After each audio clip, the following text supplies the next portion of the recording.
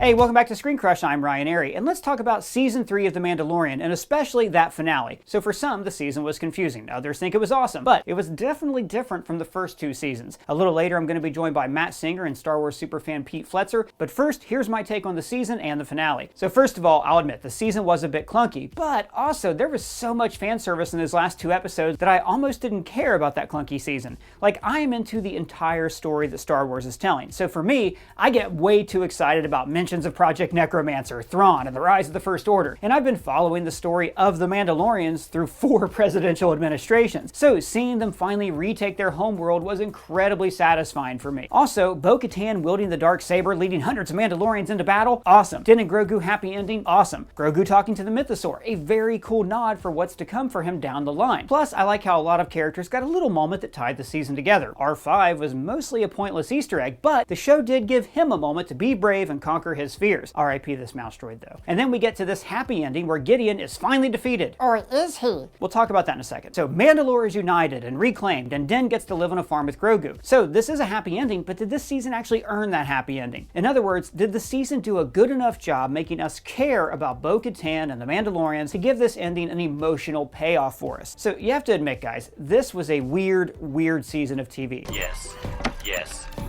The episode structures were way off and felt almost Boba Fettish. What do you mean by that? Well, in most shows, and even in Andor, when there are several plot threads, you kind of interweave them throughout the episodes. You have an A plot, a B plot, a C plot. In Andor, the transitions between these plot lines are done beautifully, so the stories all tie together thematically. We actually did a whole video about that where we compared it to the Book of Boba Fett, because in the Book of Boba Fett, they were running 2 storylines that took place in the past and the present, and these storylines rarely interacted with any sense of design. Same thing in this season of The Mandalorian. Almost half the episodes were stories that were bookended by completely different stories. Now, The Mandalorian has always had this kind of cool, self-contained adventure of the week structure that all ties together in the last couple episodes. But if, for instance, that Pershing episode was sort of baffling. We begin with Din and Bo-Katan going back to the covert, but then we cut away to Pershing on Coruscant, and then just cut to Bo-Katan arriving at the covert. Now, the episode was called The Convert, so in a way, I guess that also meant Pershing and Bo-Katan were the converts, but the thematic link would have been way better linked together had there been just a little bit of intercutting between the two, because the Pershing storyline doesn't come back into play for 2 episodes, and even then it's just when Carson Teva wants to help pirates and Elia Kane shows up, and then of course Teva recruits Mando and then finds Gideon's ship after the pirate battle. So it's a kind of sequel to that episode, but really doesn't follow up on Pershing or the Amnesty Program or the New Republic at all. So that's yet another episode that has a weird bookend. Episode 6 might be the most divisive of all time, with Jack Black, Lizzo, and a Law and Order noir detective tale about droid rights, but that bookended structure kind of worked. Din and Bo-Katan arrived on the planet, and then they had a side quest that was on their way to the Mandalorians. You actually could have cut that story out entirely, but then we would have missed out on all the fun. If you didn't think that story was fun, then you'll probably hate the episode. The Foundling episode used the bookend structure pretty well because it told parallel stories of different foundlings being rescued. We had Din and we also had Ragnar. But just to go back to that Pershing episode, I think it showed the best and worst of this season. I liked the story itself, and I was interested in Pershing's story. And the show, The Mandalorian, is trying to widen its scope from being a cowboy space show to showing the wider universe. But I still think that the episode should have tied in more directly with the finale. But didn't the episode show that Gideon squandered the resources to clone the Emperor by wiping Pershing's mind? Sure, if that's what he was doing there, but, you know, we're just not sure. We just don't know. Although why,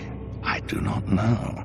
So the Bad Batch had a couple episodes where they went to Coruscant. In the first episode, they introduced the politics and this problem. The Bad Batch don't even appear in it. But then there was a second episode when the Bad Batch arrived to help and tied directly into the story the season is telling. I guess I was just waiting for the Pershing storyline to involve the main characters on the show. But I'll admit, that's a bit of a nitpick. And you can't look at a show and criticize it because your fan theories were wrong. But still, Gideon's final plan to clone himself and make Force-sensitive people, it's kind of a letdown because it's sort of introduced and then just doesn't happen. The biggest problem with the season, and I'm going to talk about this later with Matt and Pete, is that we didn't really understand what the characters wanted. What do you want? Season 2 ended with Din and Grogu being apart, but then they're reunited almost immediately on a different show. Season 3 begins with Din going on a quest, which is then resolved almost immediately. Bo-Katan ends Season 2 on a quest to retake Mandalore, which fails off-screen almost immediately. So when we meet her in Season 3, like casual viewers haven't seen her backstory, and they don't know what she wants. God damn it, what do you want? She never tried to retake the Darksaber from Din, she only won it on a technicality. Now, I could have gotten behind a season that begins with Bo-Katan leading her troops against the Children of the Watch to retake the saber, and then the season would have started with a civil war between these people, a civil war that needs to be healed in order for the heroes to win at the end of the season. Now, in episode 7, we got some of Bo-Katan's much-needed backstory. I met with Moff Gideon. The ISB had reached out to me to negotiate a ceasefire. And we heard about all of her self-doubts. I don't know if I can keep everyone together. And most importantly, Din is the one who makes her believe in herself again. Your song is not yet written. I will serve you until it is. Episode 7 gave casual fans the emotional connection to Bo-Katan that they needed to have all season long. There were lots of scenes that should have taken place earlier in the season, like learning how these two groups hated each other. There's too much animosity, and this blade is all I have to unify our people. Or that some Mandalorians don't even care about the Darksaber. To be honest, it means nothing to me or my people. And the finale also wasted a few side characters like Casca Reeves, who is a professional wrestler in real life and has no lines in the show, and also doesn't get to wrestle in the finale. Now, the season did have a lot of storylines that I'm looking forward to seeing playing out in the future. The return of Thrawn, Din and Grogu's adventures for the New Republic, and there is a fan theory that Gideon didn't actually die, that it was one of his clones that burned alive. But I really hope that's not true. Death needs to mean something in these major franchises. 5 minutes later. What do you mean by that? Okay, so Din's arc to rebuild IG-11 seemed pointless in episode 1, but the resurrection did pay off with him becoming a sheriff of Navarro. The machines replaced Cara Dune? Yes. They took our jobs! But now his resurrection completely undermines his sacrifice at the end of season 1. Characters need to start dying for real in blockbuster shows and movies. In the MCU, it was a big deal when Pietro died and stayed dead. Because, look at all the dead heroes who've come back. Vision, Coulson, Fury, Groot. And in the Fast and Furious movies, Han was shot in the head and now he's eating snacks again. And I guess now with the multiverse, this is the new rule. No one's ever really gone.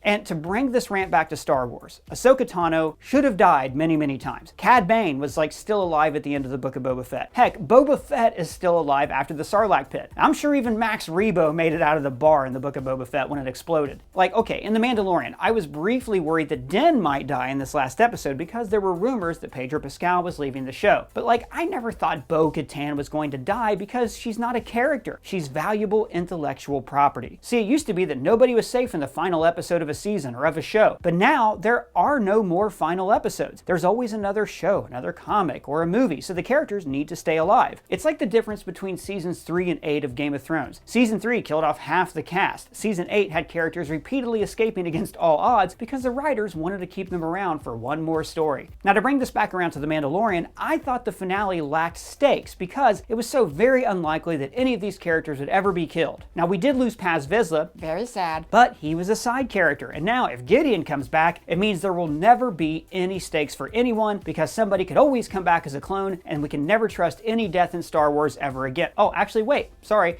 Star Wars already did that. Somehow Palpatine returned. Now, overall, I think Jon Favreau had a very specific ending in mind for this season, and he wrote backwards from there. The problem with that is when you're dealing with a story as big as Star Wars, you really have to hold the hand of these casual fans. Give them a reason to have an emotional connection with Bo-Katan at the start of the season. But when you work backwards, you tend to put story ahead of character, and I think that's what happened to her story in this season. Now, in the final fight, I was on the edge of my seat when Din and Grogu were fighting. Their relationship will always be at the heart of this show, and I think a more basic storytelling structure next season will help the show do world building in a more organic way. Now, that's just what I think, but I am joined here by two of the best. We have ScreenCrush's own Matt Singer and Star Wars podcaster Pete Fletzer from Around the Galaxy podcast. Matt, I want to start with you. We've talked a lot this season about how uneven and wonky it is. You heard what I just said, but what were your thoughts on the finale, and does it cap the season as a whole well?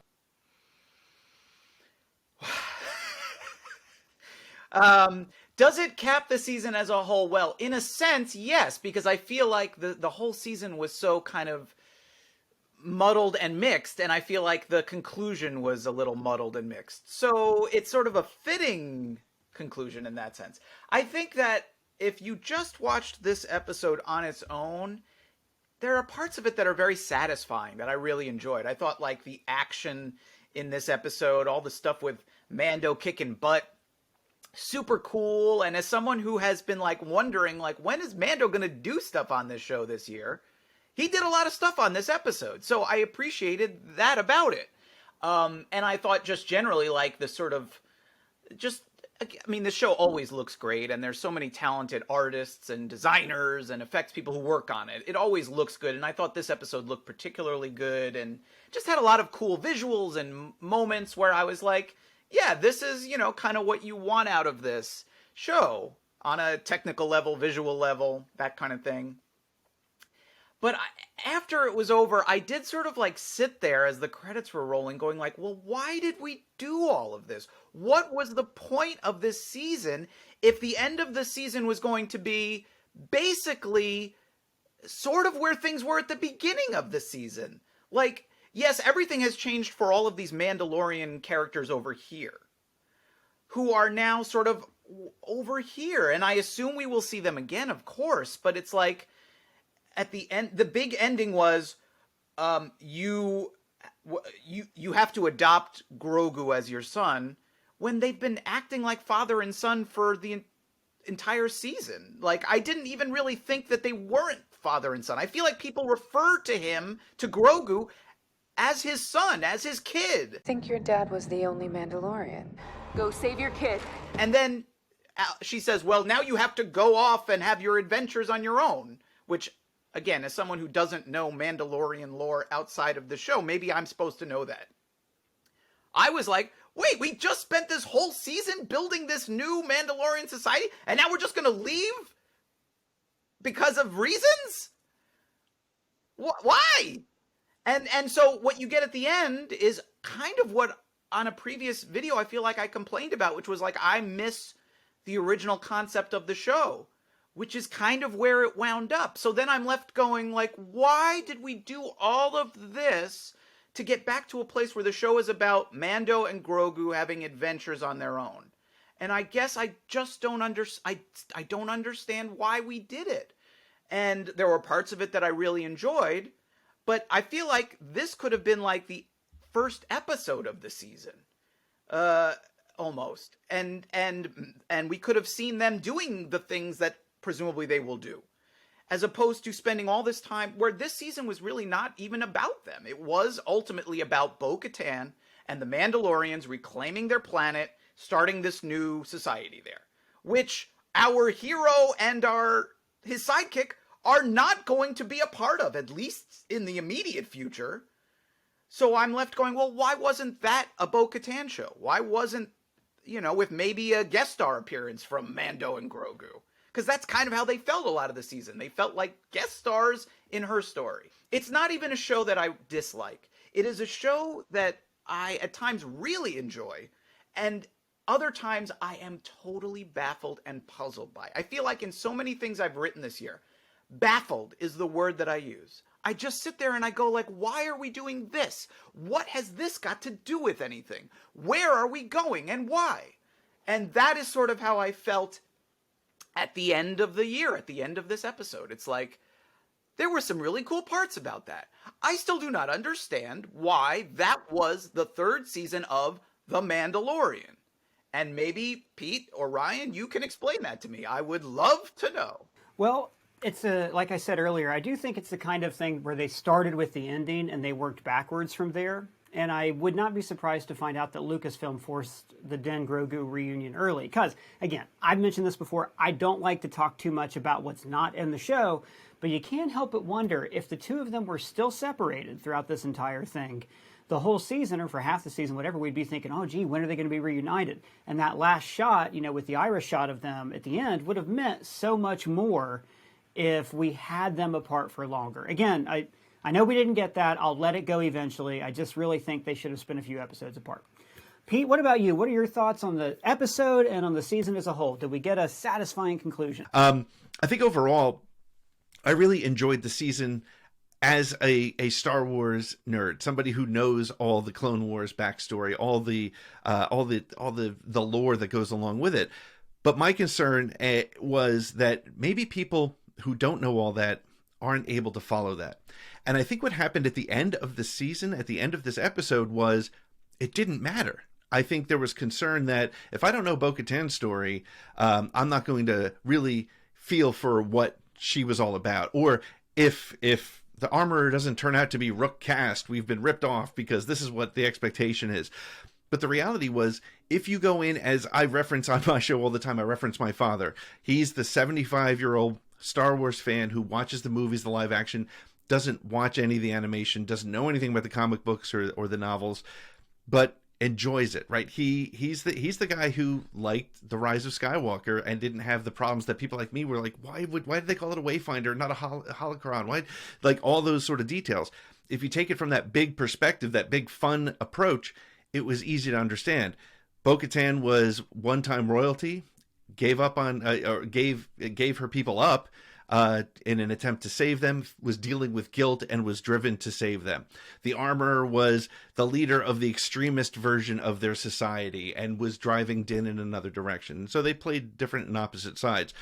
But ultimately, I think at the end of the day, this was a story that was driven from episode 1, starting on Navarro, collecting the bounty, and ending on Navarro with the bounty as his son, which is a really fun arc. To the point that Matt was making, though, why was all that other stuff in there? You could have done this in 4 episodes, and I will freely admit that. However, I think, and again, as you were saying, Ryan, it's very difficult to judge and make assumptions about what's going on behind the scenes, but I feel like the news that Dave Filoni is doing a movie is a big insight as to why this season went from adventure to world building. And I feel like it was important. It was the biggest missed opportunity in season 3 was it couldn't decide if it wanted to be the adventures of Din and Grogu or if it wanted to be world building for the larger Star Wars universe. And as a result, people, again, if I bring it back to where I started, people like me who love the lore and who spend way too much time with it, it was great. But it also led to my expectations being different than where it went. For people who just wanted to see more of the story that we started, it was great. Like I said earlier, I think a lot of what they told us in episode 7 is information that for the casual fan should have been introduced much earlier in the season. For instance, the divisions that exist between the Mandalorians, the fact that these people are sworn enemies, very important. The fact is people don't care about the Darksaber, the fact that Bo-Katan surrendered to the Empire and all that. That is all stuff that, like, as we're getting to know Bo-Katan, for people who only watch the live action, that really should have been in episode 1 or 2. I don't know, she could have told Den all that, who knows, right? So I think that kept a lot of people, maybe like Matt, from connecting to her as a character.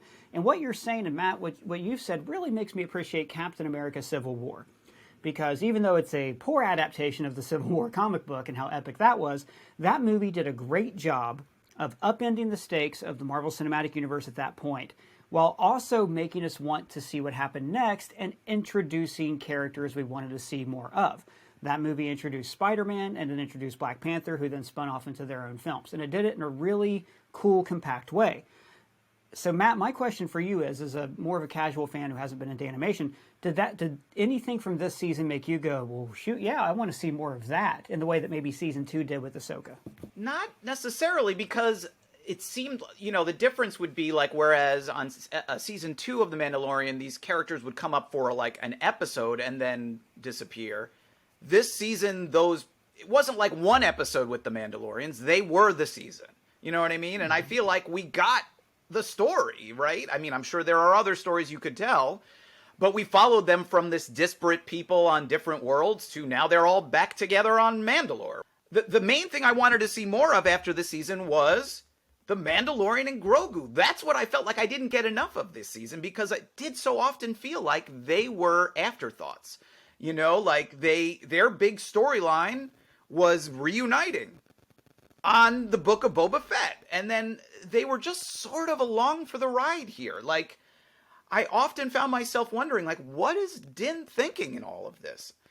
What does he want out of this? Does he agree that all the Mandalorians should get back together? Does he, when the armorer is saying it's okay to take off your helmet, Bo-Katan, is he thinking, yeah, I would like to do that. Can I take off my helmet or not? Like, they were just introducing all these sort of aspects that I felt like you could potentially use to dig into the character. And they really didn't, and he got more to do, like, physically on this episode, but he really was not the focus. I mean, for most of the season, especially after, I guess, episode 2, where he does his sort of Mandalorian baptismal in the living waters. It was kind of like, like when they set that up in episode 1, you think, okay, well, this season is going to be about his quest to redeem himself.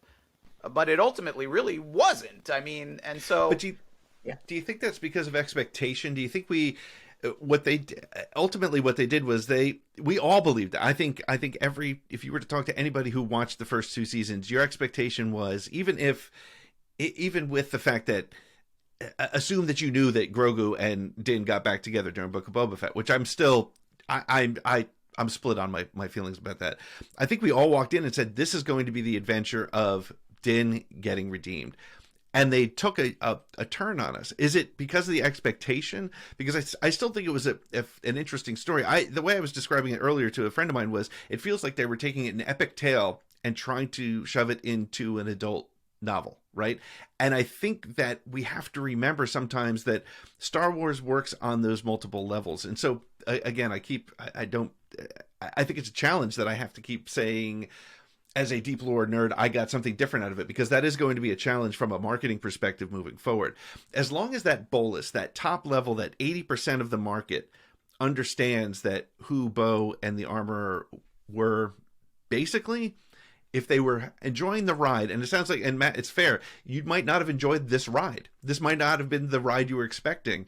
And that's a totally fair perspective. And I think, I guess where I'm going with this is, it is that expectation. It's what I brought into episode 8. Like, this is what's going to happen. I was tweeting about my predictions. My show last week, we did nothing but predictions. Every one of them was wrong. And that sometimes changes the way we can enjoy the content. I guess, if you want to say that my expectations were that the show called The Mandalorian would focus on the Mandalorian, then yes, my expectations were not met. But that doesn't seem like an outrageous expectation to me. You know what I mean? Like, and I wasn't sitting before this season started going, oh man, this season is going to be about his quest for redemption. That's what the first episode of the show this season was about. The show set that expectation for me. And then they resolved it in episode 2, and we went off in this other direction. And it's not that, oh, my expectations weren't met. It's that they told a very, again, not necessarily bad, but baffling story, where they introduced the stakes, resolved the stakes in episode 2, and then continued for 6 more episodes kind of floating around this character following this other story, which wasn't, again, not necessarily bad, but just I never really sort of fully understood why we were telling this story. And even by the end, I don't. Like, I can go, okay, well, because I know they're making this movie that I can assume that inevitably this planet that they've now reestablished will come into play, whether that is in a Bo-Katan show or within this movie or in another season of another show down the line. I can sort of understand that this setup that they have created will play out somewhere else. But it felt to me like a setup. It did not feel like a tale of the Mandalorian that he was essential to. And it even ended with him leaving. It'd be one thing if at the end of the show it was, okay, well, now we have Mandalore is back, and Din, you're the president or the vice president or the sheriff of Mandalore, right, or you are going to be on the council that rules this place. And we have reset the status quo where all of this was really important and it makes sense. Within the context of the show and where it is left, and again, who knows, maybe season 4 will be about all that, and they'll throw away this cliffhanger ending that they gave us, and they won't be hanging out on the western frontier on their little space homestead. Maybe that's what's going to happen. But what it seemed like they said at the end was, this is, your journey with the Mandalorians is done for now. Go off on your own, have your own adventures, just the two of you. Basically return to the format and structure of the earlier seasons, and good luck. May the Force be with you. That was what I got out of all of it. Yeah, and based on what you're saying, it feels like they put world building in the middle of this, and they completed the 3-season arc and put world building in the middle of it, which again is not everybody's cup of tea, which I think is where the different perceptions come through from on this. And again, there's no wrong way of looking at it. I think you're both dancing around kind of the same point, which is no story really works if you don't know what the character wants. As Vonnegut said, every character should want something, even if it's a glass of water, and you can't emotionally connect with them. Like the fights, the fight in this episode was awesome. Bo-Katan, jetpacks, Darksaber, it was great. The best fight, though, was when Din was going off to save Grogu, and when Grogu stepped in between him and the Praetorian Guards. Because there's rumors, that Pedro Pascal wants to leave the show, or this or that. So you're genuinely, the stakes are raised because I connected with those characters. The problem with Bo-Katan this season was, when we meet her, she's despondent. She doesn't know what she wants, which is fine for a character to be there, but it's hard for us to connect to if we don't know the reason why. The fact that the typical fan does not know this backstory, and she was given the Darksaber and lost this, and she lost Mandalore twice and all this stuff. She's just somebody who, we hear, oh yeah, off screen, I wanted to take back the planet, but I couldn't because I didn't have the saber. You have the saber, but I don't care anymore. She seems like somebody who doesn't want anything, which makes it really hard for us to connect with her on an emotional level. Now, we got there eventually. I think episode 7, the best scene was her and Den talking or Jaren, whatever his first name is. The two of them talking on the boat, and him saying, Your song is not yet written. I will serve you until it is. That really got me. That's the only non-Grogu thing that really connected with me this season. So where are we at there? Was there a connection with these characters toward the end? I think there was. I think by the end, to your point, there was certainly a connection to Bo, to Din, to Grogu. I still am not sure how I feel about the armor. I've gone so back and forth, I can't disagree. I think it started in a strange place, and part of that journey with this season was getting to understanding what Din or what Bo really wanted and what it was all about. So did we get that connection? By the end, let me put this, I always wonder, the best way for me to feel like if I care about a character is to worry if they're going to be killed in those situations. I was worried we were going to lose Bo, and that made me realize, okay, I came across in that. The rumors, there was a chance we were going to lose Din. There's no way we're losing Grogu. That thing prints money, so that he was not going anywhere. And I was actually more concerned about Axe Woves than I expected to be. So I think I connected more with him than the armor, and she's been around for 3 seasons, and that's kind of that's reinforcement for the comments you guys were making, and I can't disagree with that piece totally at all. Matt, is there any interest in seeing anything going forward from this apart from the continuing adventures of Den and Grogu? I don't know. I mean, if the 4th season of this show is going to kind of be what the last scene promises, I mean, it's kind of exactly what I was asking for a couple of weeks ago. I wrote a whole piece of this show has kind of gotten away from what it originally was and why I liked it. That they pretty much ended it being yeah, okay, maybe that's the show we should get back to. So I would be sort of looking forward to that. In terms of other stuff, I don't know. Again, I mean, Ryan, to your point about the characters, I feel like we are kind of saying the same thing. When I'm saying Din was kind of lost in all of this season, it's and I'm saying I don't know what he felt about all of this. It was his character. There really wasn't stakes for that character necessarily, or at least I didn't understand them, and I didn't really understand a lot of the time what Bo-Katan wanted or the Armorer wanted. I still don't know that I guess I understand that. I guess maybe I do, that they just wanted their planet back and to be all together. Mm-hmm. But then again, why did they have such differences that couldn't be resolved before? It doesn't really seem like they did anything to work through. I think, Ryan, you might have even said, these people hate each other and they've been fighting for centuries and all that. I didn't really understand. I didn't really get that from the show, and I couldn't tell you why they were or why they kind of got back together.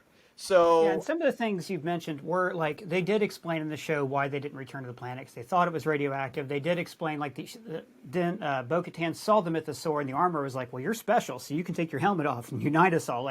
There were these reasons that were told, but I guess not felt in a way. Right. I mean, they just sort of they introduced something and then they kind of Deus Ex Machina it away. It's we've spent how many seasons about the all importance of the dark saber, the dark saber, the dark saber, and then in this episode someone squishes it and it breaks, and that's the end of it forever, apparently.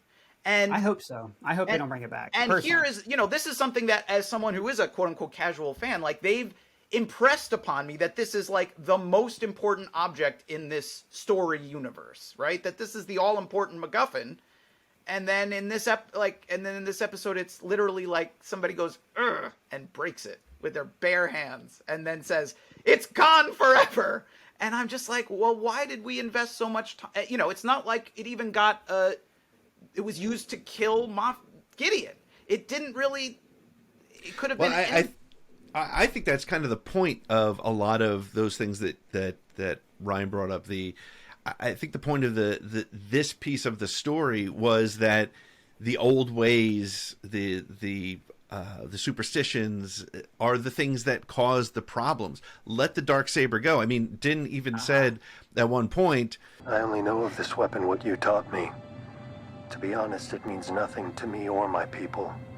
and the whole helmet thing, that's what means something to them, which means nothing to Bo's people. But when Bo said, we fight ourselves together, we're unbeatable or something like that, and we're the only ones who defeat ourselves. That to me was the overarching story, and that's why at the end, when they all kind of said, you know what, put all our differences aside, we'll get the planet back. We've lost the Darksaber.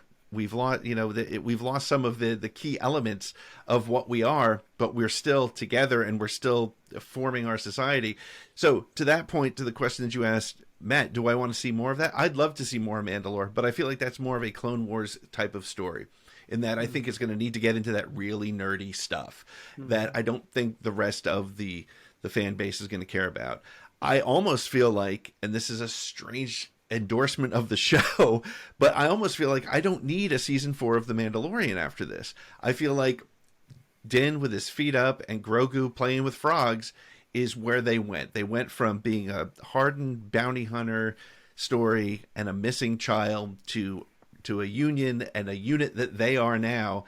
That's a happy ending, which in Star Wars doesn't happen very often. So to have that happy ending, I felt like that's what gave me closure. That's what allowed me to, after watching it and going, that's not what I expected, to thinking about it from that perspective and saying, this is one of the only character arcs that is complete from beginning to end. And even if he did take a sidecar in a lot of the adventures in this season, he did get his full arc, which again, I think is kind of rare in Star Wars storytelling sometimes.